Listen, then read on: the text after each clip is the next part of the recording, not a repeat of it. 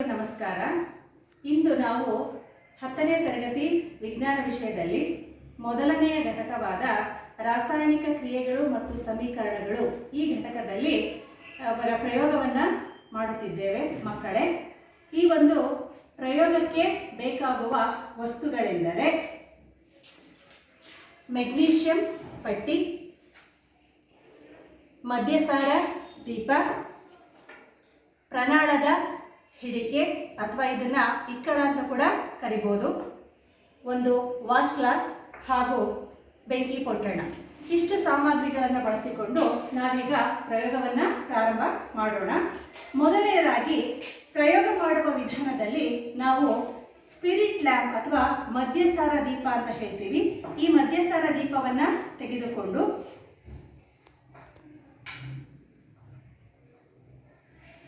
ಇದನ್ನು ಬೆಂಕಿ ಪಟ್ಟಣದ ಸಹಾಯದಿಂದ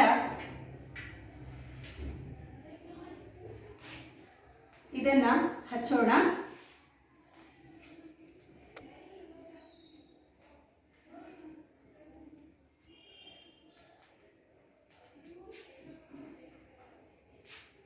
ನಂತರ ಈ ಒಂದು ಮೆಗ್ನೀಷಿಯಂ ಪಟ್ಟಿ ಸುಮಾರು 6 ರಿಂದ 10 ಸೆಂಟಿಮೀಟರ್ ಉದ್ದದ ಮೆಗ್ನೀಷಿಯಂ ಪಟ್ಟಿಯನ್ನು ಕತ್ತರಿಸಿಕೊಂಡು ಅದನ್ನು ನಾವು ಈ ಒಂದು ಪ್ರನಾಳದ ಹಿಡಿಕೆಯ ಸಹಾಯದಿಂದ ಅಥವಾ ಇದನ್ನು ಟೆಸ್ಟ್ ಟ್ಯೂಬ್ ಹೋಲ್ಡರ್ ಅಂತ ಕೂಡ ಹೇಳ್ತೀವಿ, ಅದರ ಸಹಾಯದಿಂದ ನಾವು ಇದಕ್ಕೆ ಶಾಖವನ್ನು ಕೊಡಬೇಕು.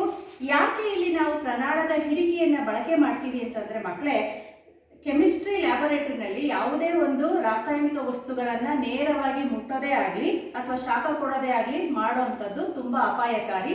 ಆ ಕಾರಣಕ್ಕೋಸ್ಕರ ನಾವು ಈ ಒಂದು ಪ್ರನಾಳದ ಹಿಡಿಕೆಯನ್ನು ಬಳಕೆ ಮಾಡಿಕೊಂಡು ಇಲ್ಲಿ ನಾವು ಮೆಗ್ನೀಷಿಯಂ ಪಟ್ಟಿಯನ್ನು ಕಾಯಿಸುತ್ತಾ ಬರೋಣ. ಕೆಲವೇ ಕ್ಷಣಗಳಲ್ಲಿ ಈ ಮೆಗ್ನೀಷಿಯಂ ಪಟ್ಟಿ ವಾತಾವರಣದಲ್ಲಿರುವ ಉಷ್ಣತೆ ಮತ್ತು ಈ ಒಂದು ಮದ್ಯಸಾರ ದೀಪದ ಉಷ್ಣತೆಯ ಸಹಾಯದಿಂದ ಅತ್ಯಂತ ಪ್ರಕಾಶಮಾನವಾಗಿ ಉರಿದು ಬಿಳಿಯ ಬಣ್ಣದ ಧೂಪದೊಂದಿಗೆ ಅದು ಮೆಗ್ನೀಷಿಯಂ ಆಕ್ಸೈಡ್ ಅನ್ನೋ ಒಂದು ಹೊಸ ವಸ್ತುವನ್ನು ಉತ್ಪತ್ತಿ ಮಾಡುತ್ತೆ. ಮಕ್ಕಳೇ, ನೀವಿಲ್ಲಿ ನೋಡ್ತಾ ಇರ್ಬೋದು, ಮೆಗ್ನೀಷಿಯಂ ಪಟ್ಟಿ ವಾತಾವರಣದಲ್ಲಿರುವ ಆಕ್ಸಿಜನ್ ಹಾಗೂ ಉಷ್ಣತೆಯ ಸಹಾಯದಿಂದ ಉರಿದು, ಅಂದರೆ ಇಲ್ಲಿ ರಾಸಾಯನಿಕ ಸಂಯೋಗ ಕ್ರಿಯೆ ನಡೆದು ಒಂದು ಹೊಸ ವಸ್ತು ಉತ್ಪತ್ತಿಯಾಗಿದೆ. ಆ ಉತ್ಪತ್ತಿ ಆಗ್ತಕ್ಕಂಥ ವಸ್ತು ಯಾವುದು ಅಂತಂದರೆ ಮೆಗ್ನೀಷಿಯಂ ಆಕ್ಸೈಡ್. ಆ ಮೆಗ್ನೀಷಿಯಂ ಆಕ್ಸೈಡ್ನ ಆ ಶೇಷ ವಸ್ತುವನ್ನು ನೀವು ಇಲ್ಲಿ ವಾಶ್ ಗ್ಲಾಸ್ನಲ್ಲಿ ಸಂಗ್ರಹಣೆ ಆಗ್ತಕ್ಕಂಥದ್ದನ್ನು ನೀವಿಲ್ಲಿ ಪ್ರತ್ಯಕ್ಷವಾಗಿ ನೋಡ್ತಾ ಇದ್ದೀರಾ ಮಕ್ಕಳೇ.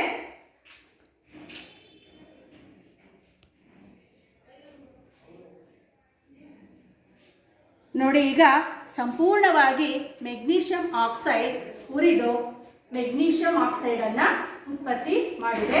ಈ ವಾಶ್ ಗ್ಲಾಸಲ್ಲಿ ನೀವು ಈ ಒಂದು ವಸ್ತುವನ್ನು ನೀವಿಲ್ಲಿ ನೋಡ್ತಾ ಇರಬಹುದು. ಸೊ ಇಲ್ಲಿ ಈ ಒಂದು ಪ್ರಯೋಗದ ಫಲಿತಾಂಶ ಏನು ಅಂತಂದರೆ, ಮೆಗ್ನೀಷಿಯಂ ಒಂದು ಕ್ರಿಯಾಪಟು ಧಾತುವಾಗಿದ್ದು ವಾತಾವರಣದಲ್ಲಿರುವ ಉಷ್ಣತೆ ಹಾಗೂ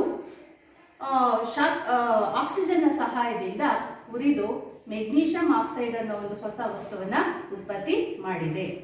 ಹಾಗಾದರೆ ಇದರಿಂದ ನಾವು ನಿರ್ಣಯಕ್ಕೆ ಏನು ಬರ್ಬೋದು ಅಂತಂದರೆ, ನಿಮಗೆಲ್ಲ ಗೊತ್ತಿರೋ ಹಾಗೆ ಮಕ್ಕಳೇ, ನೀವೀಗಾಗಲೇ 10ನೇ ತರಗತಿಯ ಮೊದಲನೆಯ ಘಟಕದಲ್ಲಿ ರಾಸಾಯನಿಕ ಕ್ರಿಯೆಗಳು ಮತ್ತು ಸಮೀಕರಣಗಳು ಅನ್ನೋ ಘಟಕದಲ್ಲಿ ರಾಸಾಯನಿಕ ಸಂಯೋಗ ಕ್ರಿಯೆಯ 4 ವಿಧಗಳನ್ನು ನೀವೀಗಾಗಲೇ ಕಲ್ತಿದ್ದೀರಾ. ಅದರಲ್ಲಿ ಮೊದಲನೇದು ಅಂತಂದರೆ ರಾಸಾಯನಿಕ ಸಂಯೋಗ ಕ್ರಿಯೆ. ಏನು ರಾಸಾಯನಿಕ ಸಂಯೋಗ ಕ್ರಿಯೆ ಅಂತಂದರೆ, 2 ಅಥವಾ 2ಕ್ಕಿಂತ ಹೆಚ್ಚಿನ ಪ್ರತಿವರ್ತಕಗಳು ಪರಸ್ಪರ ವರ್ತಿಸಿ ಒಂದು ಹೊಸ ಉತ್ಪನ್ನವನ್ನು ಕೊಟ್ಟರೆ ಅದನ್ನು ರಾಸಾಯನಿಕ ಸಂಯೋಗ ಕ್ರಿಯೆ ಅಂತ ನಾವು ಹೇಳ್ತೀವಿ. ಈ ಒಂದು ಚಾರ್ಟ್ನಲ್ಲಿ ನೀವು ಗಮನಿಸ್ಬೋದು ಮಕ್ಕಳೇ. ನೋಡಿ, ಇಲ್ಲಿ ಮೆಗ್ನೀಷಿಯಂ ಒಂದು ಪ್ರತಿವರ್ತಕ, ನೆಕ್ಸ್ಟ್ ಇನ್ನೊಂದು ಪ್ರತಿವರ್ತಕ ಆಕ್ಸಿಜನ್. ಸೊ ಈ 2 ಪ್ರತಿವರ್ತಕಗಳು ಪರಸ್ಪರ ವರ್ತಿಸಿ ಹೊಸ ಒಂದು ಉತ್ಪನ್ನವನ್ನು ಉತ್ಪತ್ತಿ ಮಾಡುತ್ತೆ. ಅದನ್ನು ನಾವು ಮೆಗ್ನೀಷಿಯಂ ಆಕ್ಸೈಡ್ ಅಂತ ಹೇಳ್ತೀವಿ. ಸೊ ಪ್ರತಿವರ್ತಕ ಇನ್ನೊಂದು ಪ್ರತಿವರ್ತಕದೊಂದಿಗೆ ವರ್ತಿಸಿ ಒಂದು ಹೊಸ ವಸ್ತುವನ್ನು ಉತ್ಪತ್ತಿ ಮಾಡಿದೆ. ಮೆಗ್ನೀಷಿಯಂ ಆಕ್ಸಿಜನ್ ಜೊತೆ ವರ್ತಿಸಿ ಮೆಗ್ನೀಷಿಯಂ ಆಕ್ಸೈಡ್ ಅನ್ನ ಉತ್ಪತ್ತಿ ಮಾಡಿದೆ. ಮತ್ತೆ ಈ ಒಂದು ಪ್ರಯೋಗದಲ್ಲೂ ಕೂಡ ನೀವು ಮೆಗ್ನೀಷಿಯಂ ಆಕ್ಸೈಡ್ ಹೇಗೆ ಉತ್ಪತ್ತಿ ಆಯಿತು ಅನ್ನೋದನ್ನ ನೀವು ಪ್ರತ್ಯಕ್ಷವಾಗಿ ನೀವು ನೋಡಿದ್ದೀರಾ ಮಕ್ಕಳೇ. ಸೊ ಈ ಒಂದು ಪ್ರಯೋಗದ ಒಂದು ಉದ್ದೇಶ, ಪ್ರಯೋಗದ ಒಂದು ಫಲಿತಾಂಶ ಮತ್ತು ನಿರ್ಣಯ ಇವೆಲ್ಲವೂ ಕೂಡ ನಿಮಗೆ ತುಂಬ ಚೆನ್ನಾಗಿ ಅರ್ಥ ಆಗಿದೆ ಅಂತ ತಿಳ್ಕೊಂಡು ಈ ಒಂದು ಪ್ರಯೋಗವನ್ನು ನಾನಿಗೆ ಮುಕ್ತಾಯ ಮಾಡ್ತಾ ಇದ್ದೀನಿ. ಎಲ್ಲರಿಗೂ ಮತ್ತೊಮ್ಮೆ ಧನ್ಯವಾದಗಳು.